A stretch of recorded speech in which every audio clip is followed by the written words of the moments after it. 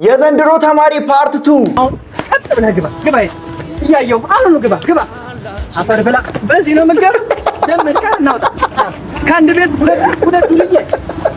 ያየው የለመደበት ነው ምን ያርግ ሄድ መስሏል እዚህ ቁጭ ብዬ ነው ሙሉ እዛሽ ጠላ ቤት አትሄዳም ዛሬ ግባ መጀመሪያ ለራሱ በደረደም እና ሰልጠጣሉ ልልም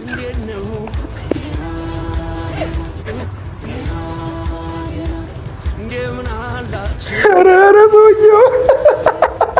ወጣኔ ተቀየረ ምን ይዞ ትምህርት ቤት ገባ